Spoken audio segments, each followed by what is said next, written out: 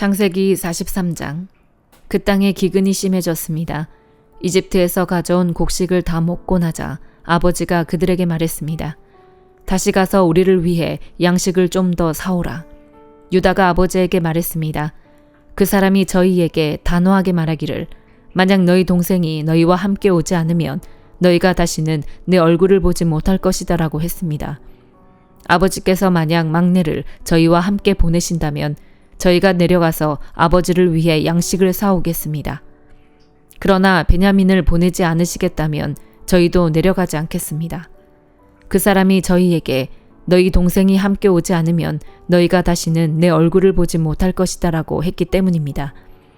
이스라엘이 물었습니다. 왜 그 사람에게 동생이 있다는 말을 해서 나를 곤란하게 만드느냐? 그들이 대답했습니다. 그 사람이 우리와 우리 가족 사항을 자세히 물어봤습니다.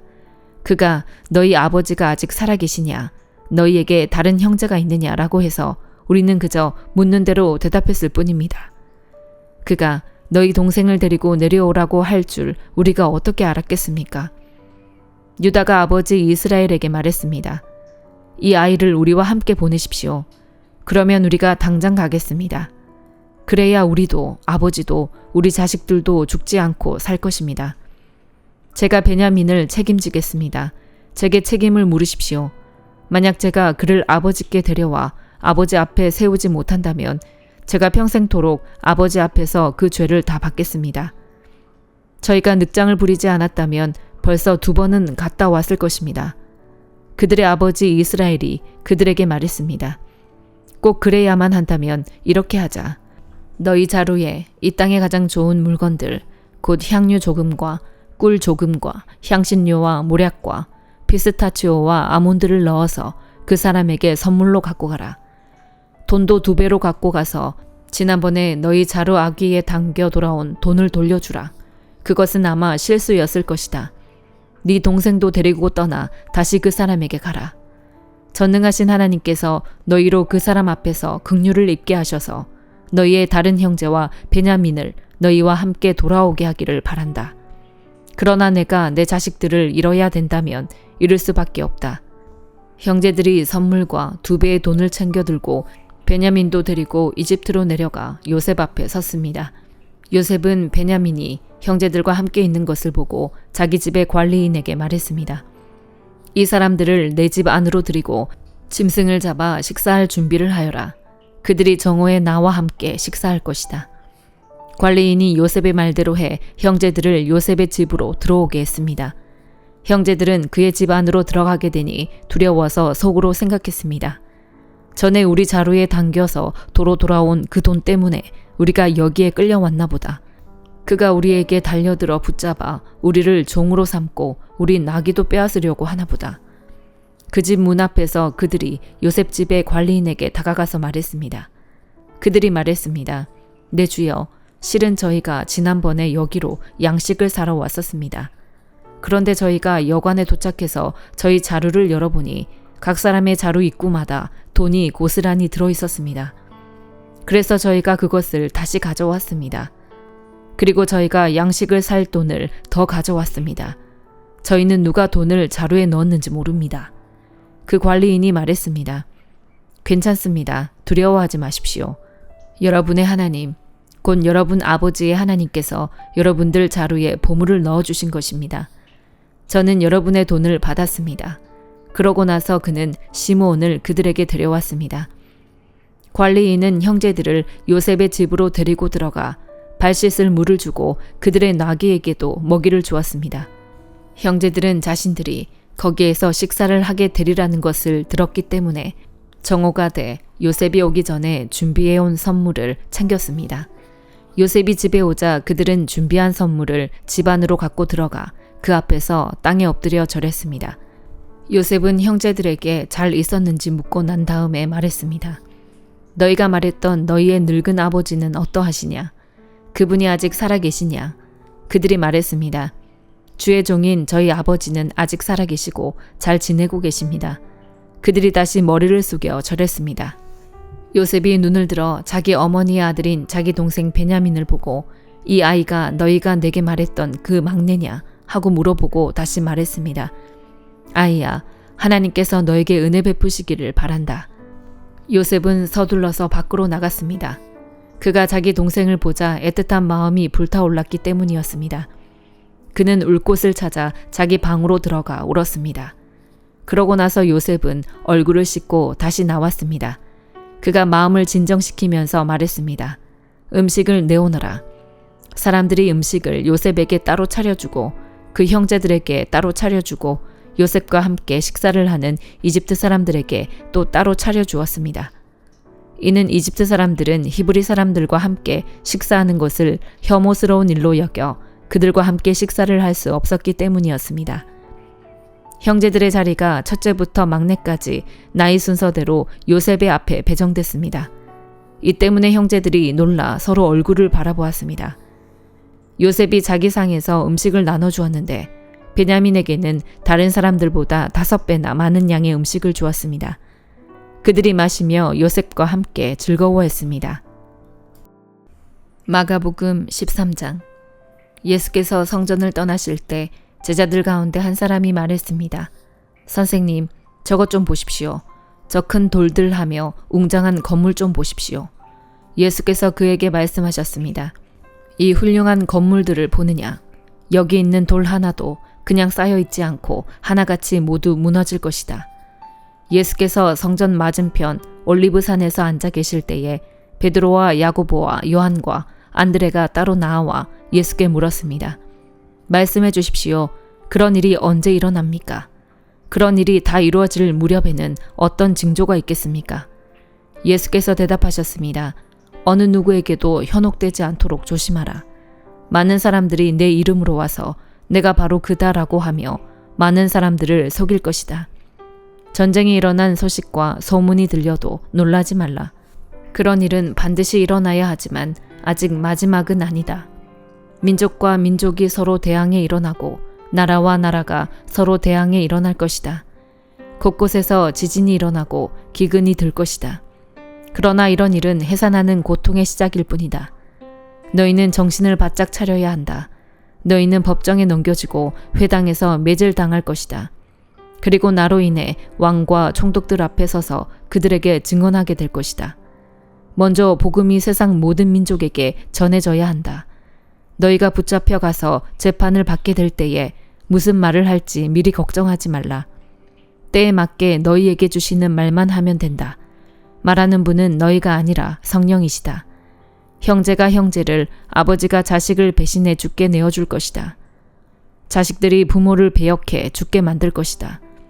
모든 사람들이 나로 인해 너희를 미워할 것이다. 그러나 끝까지 견디는 사람은 구원받을 것이다. 멸망하게 하는 가증한 것이 있어서는 안 될 곳에 서 있는 것을 보면 잃는 사람은 깨달아라. 유대에 있는 사람들은 산으로 도망가라. 자기 집 지붕 위에 있는 사람은 거기서 내려오지 말고 물건을 가지러 집 안으로 들어가지 마라. 들에 있는 사람은 겉옷을 가지러 돌아가지 마라. 임신한 여인들이나 젖먹이는 어머니들에게는 그날들이 얼마나 끔찍할지 모른다. 이런 일이 겨울에 닥치지 않도록 기도하라. 그때가 환란의 날들이 될 것이기 때문이다. 이와 같은 환란은 태초에 하나님께서 세상을 창조하신 이후 지금까지 없었고 또 앞으로도 없을 것이다. 주께서 그날들을 줄여주시지 않았더라면 아무도 살아남지 못할 것이다.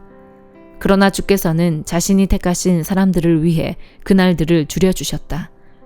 그때 누가 너희에게 보라, 여기 그리스도가 있다. 보라, 그리스도가 저기 있다라고 해도 믿지 말라. 가짜 그리스도들과 가짜 예언자들이 나타나 표적과 기사를 보이면서 가능한 한 택함받은 사람들까지도 미혹할 것이다. 그러므로 정신을 바짝 차리라. 그때가 오기 전에 이 모든 것을 너희에게 미리 일러두는 것이다. 그러나 환란이 지나가면 해가 어두워지고 달이 빛을 내지 않을 것이며 별들이 하늘에서 떨어지고 하늘의 세력들이 무너질 것이다. 그때 사람들은 인자가 큰 권능과 영광 가운데 구름을 타고 오는 것을 볼 것이다. 그때의 인자가 천사들을 보내 택함받은 사람들을 땅끝에서 하늘 끝까지 사방에서 모을 것이다. 무화과 나무를 보고 배우라. 그 가지가 연해지고 새잎이 돋으면 여름이 가까이 왔음을 안다. 이와 같이 이런 일들이 일어나는 것을 보면 그때가 바로 문 앞에 가까이 온 줄을 알라. 내가 너희에게 진실로 말한다. 이 세대가 지나가기 전에 이 모든 일이 일어날 것이다. 하늘과 땅은 없어질지라도 내가 한 말들은 결코 없어지지 않을 것이다. 그 날짜와 그 시각은 아무도 모른다. 하늘의 천사들도 모르고 아들도 모른다. 오직 아버지만 아신다. 정신을 바짝 차리라. 항상 깨어 있으라. 그때가 언제 올지 알지 못하기 때문이다. 그것은 여행을 떠나는 사람에 비유할 수 있다. 사람이 집을 떠나면서 자기 종들에게 권한을 주고 각 사람에게 할 일을 맡기고 자기 문지기에게 집을 잘 지키라고 명령하는 것과 같다. 그러므로 너희는 항상 깨어 있으라. 집주인이 언제 돌아올지, 곧 저녁이 될지 한밤이 될지 새벽이 될지 아침이 될지 모르기 때문이다. 그가 갑자기 돌아와 너희가 자고 있는 모습을 보게 되는 일이 없도록 하라. 내가 너희에게 하는 이 말은 모든 사람에게 하는 말이니 깨어 있으라. 욥기 9장. 그러자 욥이 대답했습니다. 그 말이 맞는 줄은 나도 물론 아네. 그러나 인생이 어떻게 하나님 앞에 의로울 수 있겠는가. 제 아무리 그분과 따져보려 해도 천에 하나도 대답할 수 없을 것이네. 그 지혜가 심오하고 그 힘이 막강하니 그분을 거역하고도 잘된 사람이 누구겠는가. 그분이 진노의 산들을 옮기고 뒤집으시더라도 그들은 알지 못한다네. 그분은 땅을 그 자리에서 흔드시고 그 기둥을 떨게 하시며 그분이 해에게 명령하시면 해가 뜨지 않으며 별빛까지도 봉인해 버리신다네. 그분은 혼자 하늘을 펴시고 바다 물결을 밟으신다네. 그분은 북두칠성과 삼성과 묘성과 비밀의 남쪽 방을 만드신 분, 알 수 없는 큰 일들을 하시는 분, 셀 수 없이 많은 기적을 보이시는 분 아닌가. 그분이 내 곁을 지나가셔도 내가 보지 못하고 그분이 내 앞을 지나가셔도 내가 깨닫지 못한다네. 이보게, 그분이 빼앗아 가시면 누가 맡겠는가? 그분께 무엇을 하십니까? 라고 누가 물을 수 있겠는가? 하나님께서 진노를 억누르지 않으시면 라합을 돕는 무리들도 그분 아래 굴복하거늘 하물며 내가 어떻게 그분께 대답할 수 있겠는가? 내가 도대체 무슨 말을 골라 그분과 논쟁하겠는가? 내가 의인이었어도 그분께 감히 대답하지 못하고 다만 내 재판자에게 간구할 뿐 아니겠나. 내가 그분을 불러 그분이 내게 응답하셨다 해도 나는 그분이 내 음성을 듣고 계시리라고 믿지 못하겠네. 그분이 폭풍으로 나를 상하게 하시고 아무 이유 없이 내게 많은 상처를 내시니 말이네. 숨 돌릴 틈도 없이 쓰라린 고통으로 나를 채우신다네. 힘으로 하자니 그분은 힘이 세시고 재판으로 하자니 누가 그를 불러내 주겠는가. 내가 아무리 나를 정당화해도 내 입이 나를 정죄할 것이요 내가 아무리 스스로 온전하다 해도 내 입이 내 죄를 증명할 것이네. 내가 온전하다 해도 내가 나 자신을 알 수가 없으니 내가 살아있다는 게 정말 싫을 뿐일세. 모든 게 다 똑같은 게야. 그러게 내가 말하지 않던가. 그분은 온전한 사람이나 악한 사람이나 마찬가지로 멸망시키신다고 말일세. 재앙이 갑자기 닥쳐 죽게 돼도 그분은 죄 없는 사람이 시험 당하는 것을 비웃으실 것이네. 이 땅이 악한 사람의 손에 떨어져도 그분은 그 땅의 재판관들의 얼굴을 가리실 것이네. 그분이 아니면 대체 누구겠는가. 내 인생이 달리는 사람보다 빨라서 좋은 것을 보지도 못하고 날아가 버리는구나. 내 인생이 갈대배와 같이 빨리 지나가며 먹이를 보고 날아내리는 독수리와 같이 쏜살같이 지나가는구나. 내가 내 원통함을 잊어버리고 내 무거운 짐을 떨어내고 웃음을 보이리라 해도 아직도 내 모든 고난이 두렵습니다. 주께서 내가 죄 없다고 하지 않으실 줄 내가 알기 때문입니다. 내가 정녕 악한 사람이라면 왜 이처럼 헛되이 고생을 해야 합니까? 내가 눈 녹은 물로 몸을 씻고 잿물로 손을 깨끗이 씻어도 주께서 나를 시궁창에 빠뜨리실 것이니 내 옷마저도 나를 싫어할 것입니다. 그분은 나와 같은 사람이 아니시니 내가 그분께 대답할 수도 없고 서로 대면하여 시비를 가릴 수도 없구나. 우리를 중재할 누군가가 있어 우리 둘 사이에 그 손을 얹어줄 이도 없구나. 그분의 회초리가 내게서 사라지고 그분에 대한 두려움이 나를 짓누르지 않기를 바라노라. 그러면 내가 그분을 두려워하지 않고 말할 것이다. 그러나 나는 지금 그런 위치에 있지 않구나. 로마서 13장. 각 사람은 위에 있는 권세들에 복종하십시오. 무슨 권세든 하나님께로부터 오지 않은 것이 없고 이미 있는 권세는 다 하나님께서 세우신 것입니다. 따라서 권세에 대항하는 사람은 하나님의 명을 거역하는 것이니 거역하는 사람들은 심판을 자초할 것입니다. 통치자에 대해서는 선한 일 때문에 두려워할 것이 없고 악한 일 때문에 두려움의 대상이 됩니다. 권세자를 두려워하지 않기를 원합니까? 선을 행하십시오. 그러면 그에게 칭찬을 받을 것입니다. 그는 여러분에게 선을 이루기 위해 일하는 하나님의 일꾼입니다. 그러나 여러분이 악을 행한다면 두려워하십시오. 그는 공연히 칼을 가진 것이 아닙니다. 그는 하나님의 일꾼으로서 악을 행하는 사람에게 하나님의 진노를 집행하는 사람입니다. 그러므로 복종해야 할 필요가 있으니 진노 때문만이 아니라 양심을 위해서도 복종해야 할 것입니다. 여러분이 조세를 바치는 것도 바로 이 때문입니다. 그들은 하나님의 일꾼들로서 바로 이 일에 항상 힘쓰고 있습니다. 여러분은 모든 사람에게 의무를 다하십시오. 조세를 바쳐야 할 사람에게 조세를 바치고 관세를 바쳐야 할 사람에게 관세를 바치고 두려워해야 할 사람을 두려워하고 존경해야 할 사람을 존경하십시오. 서로 사랑하는 것 외에는 누구에게든지 아무 빚도 지지 마십시오. 남을 사랑하는 사람은 율법을 다 이루었습니다.